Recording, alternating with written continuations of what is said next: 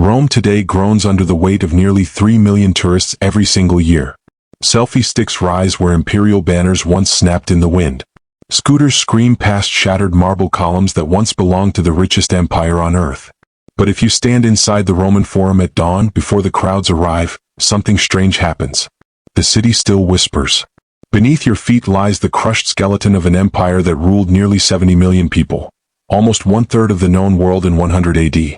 Its laws shape modern governments. Its roads inspired highways. Its language echoes through English, Spanish, French, and Italian. Even now, 2,000 years later, Rome still controls the world in ways most people never notice. But here is the unsettling truth. Ancient Rome was not clean marble and noble philosophers. It smelled like sweat, blood, fish sauce, smoke, sewage, and death. And today, you are about to walk directly into it. The heart of empire. Rome. 100 AD. The sun rises over a city of nearly 1 million people. No city on earth rivals it. Not London. Not Paris. Not even Han Dynasty Chang'an in China. Rome stands alone. You enter through the Porta Capena as merchants flood the streets before sunrise. Mules drag carts loaded with Egyptian grain. Syrian traders shout prices in Greek. A German slave struggles beneath amphorae filled with Spanish olive oil. The air already feels heavy, humid, loud. And then you hear it. The sound of iron-rimmed wheels grinding against volcanic stone roads. Rome never sleeps. Above you tower apartment blocks called insulae, some rising 6 or 7 stories high despite constant collapse risks. Wealthy Romans live in spacious villas with fountains and gardens. The poor cram entire families into dark upper rooms where fires spread like lightning. In one district, a landlord packs over 200 people into a single building. The city reeks. Open drains run beside crowded streets. Human waste dumps from windows. Bakers burn wood non-stop. Public urinals line major intersections, and workers collect the urine because Roman laundries use ammonia to clean clothes. Yes, ancient Rome washes togas in human urine. And yet, astonishingly, this city works. More than 11 aqueducts pour nearly 1 billion liters of water into Rome every day. Fresh fountains gush at street corners. Public baths operate like modern shopping malls, places for politics, business, exercise, gossip, and pleasure. You pass beneath the shadow of the Colosseum. Completed only 20 years earlier in 80 AD, it dominates the skyline like a stone mountain. 50,000 spectators can fill it within minutes thanks to 80 numbered entrances. Engineers design crowd flow so efficiently that modern stadium architects still study it today. But beneath the arena floor, hidden elevators wait in darkness. Animals pace in cages. Gladiators pray. Slaves crank massive wooden machines that lift lions directly into the arena through trapdoors. By noon, blood will soak the sand. And Rome will cheer. The Colosseum of Death. July 100 AD. You squeeze through a roaring crowd entering the Flavian Amphitheater, what later generations will call the Colosseum. The smell hits first. Sweat. Perfume. Roasted meat. Wine. Fear. 50,000 voices crash together like thunder. Above the arena stretches a gigantic retractable awning called the velarium, operated by Roman sailors who climb rigging like a naval crew. Sunlight filters through canvas overhead while senators settle into marble front row seats close enough to see blood spray onto the sand. The games begin with executions. Criminals enter dressed as mythological characters. Some face wild beasts imported from across the empire. Leopards from Africa. Bears from Germania. Crocodiles from the Nile. Rome kills thousands of exotic animals every year simply for entertainment. Then the gladiators arrive. Contrary to Hollywood myth, most gladiators are not slaves. Some are celebrities. Women write love letters to them. Graffiti praises famous fighters like modern athletes. Successful gladiators earn fortunes large enough to buy freedom. But survival remains brutally uncertain. You watch 2 men circle each other beneath screaming crowds. One carries a net and trident. The other wields a short sword and shield. The fight lasts less than 3 minutes. A blade enters flesh. The wounded man collapses. Now comes the moment everyone remembers incorrectly. The famous thumbs down probably never existed. Romans use hand gestures, cloth signals, and shouted demands to decide a fighter's fate. The crowd screams for death. Steel flashes. The arena erupts. And then something even stranger happens. Workers rake the blood-stained sand smooth within minutes. Musicians play. Vendors sell hot sausages and watered wine.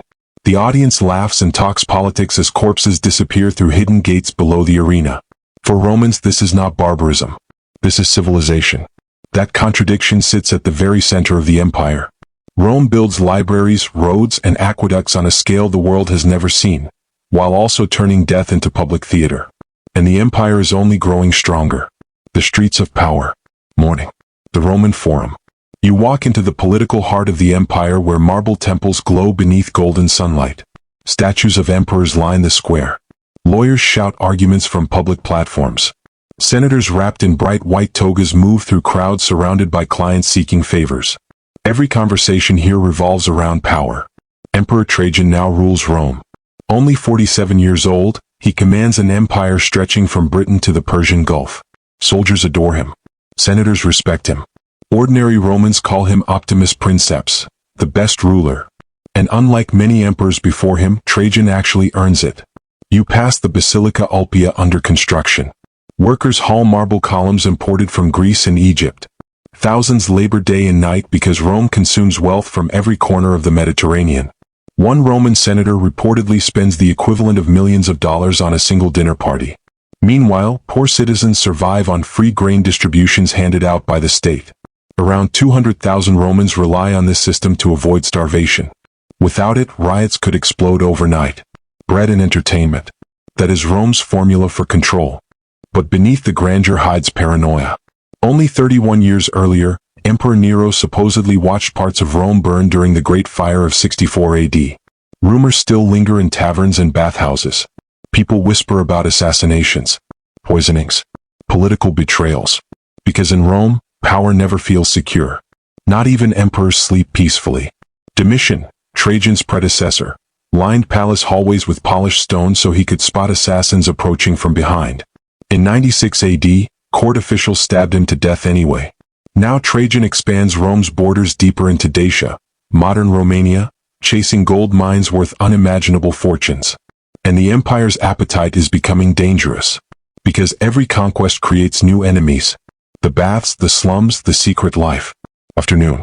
Rome swelters beneath summer heat. You enter the baths of Titus near the Colosseum where hundreds of Romans gather almost naked beneath vaulted ceilings dripping with steam. Philosophers debate politics beside sweating athletes. Merchants negotiate contracts waist-deep in hot pools. Prostitutes quietly approach wealthy visitors in shadowed corridors. The baths are not merely for hygiene. They are Rome itself in miniature. Rich and poor mix here in ways almost unimaginable elsewhere in the ancient world. A barber shaves customers with terrifyingly sharp iron razors. Doctors perform surgeries without anesthesia nearby. A man recites poetry to bored listeners while children splash through cold plunge pools. And astonishingly, entry costs almost nothing. The empire subsidizes leisure because calm citizens create stable cities. But step outside the baths and walk uphill into the Subura district, and Rome changes instantly. Narrow alleyways choke with smoke and noise. Laundry hangs between crumbling apartment blocks. Tavern doors slam open. Drunks argue in Latin, Greek, Aramaic, and Egyptian dialects. Pickpockets stalk crowded corners. This district never truly sleeps. Juvenal, the Roman satirist, complains that wagons and shouting make rest impossible. Wealthy Romans flee to countryside villas while ordinary people endure collapsing buildings, violent gangs, and constant fire hazards. And then night falls. Rome becomes dangerous. Street lighting barely exists. Organized gangs roam darker districts. Some aristocrats travel with armed slaves for protection. Emperor Augustus once created a force of nearly 7,000 vigiles, part firefighter, part police force, because fires consume entire neighborhoods with terrifying speed. One spark can erase hundreds of lives before dawn. Yet despite the danger, people continue arriving from every corner of the empire. Why? Because Rome offers something almost no ancient city can promise. Opportunity. A slave can become rich. A provincial soldier can become emperor. A Spanish-born citizen like Trajan can rule the world. Rome does not care where you come from, only whether you can survive it. The edge of glory. Winter. 101 AD. Snow falls far beyond Rome's northern frontier where Roman legions march toward Dacia under Emperor Trajan's command. Back in the capital, triumphal preparations already begin before the war even ends. Because Romans expect victory. They always do. You stand beside the Via Appia as soldiers return months later carrying captured weapons, gold, and prisoners in chains. Trumpets blast through the streets. Crowds scream Trajan's name. White oxen march toward sacrificial altars. Then comes the treasure. Dacian gold floods Rome so heavily that the empire temporarily cancels some taxes. Historians later claim over 165 tons of gold and 330 tons of silver enter imperial coffers after the conquest. The empire reaches its absolute peak. But hidden cracks already spread beneath the marble surface. Population density pushes Rome to its limits. Corruption infects politics. Slave labor weakens innovation. Emperors rely increasingly on military loyalty rather than stable institutions. And somewhere far from Rome, small religious groups quietly gather in hidden rooms. Christians. At this moment in 100 AD, almost nobody considers them important. They remain a tiny minority viewed with suspicion and occasional hostility. Yet within 3 centuries, Christianity will dominate the empire completely. That is the strange irony of Rome. The empire conquers the world through force, then eventually transforms through an obscure movement born in one of its occupied territories. No Roman standing in the Forum in 100 AD could possibly imagine it. To them, Rome looks eternal, invincible, unbreakable. History tells a different story. The eternal city. Today, the Roman Empire exists only in fragments. Broken columns, faded mosaics, half-collapsed amphitheaters, ancient roads buried beneath modern traffic. And yet Rome never truly disappeared. Its fingerprints cover the modern world.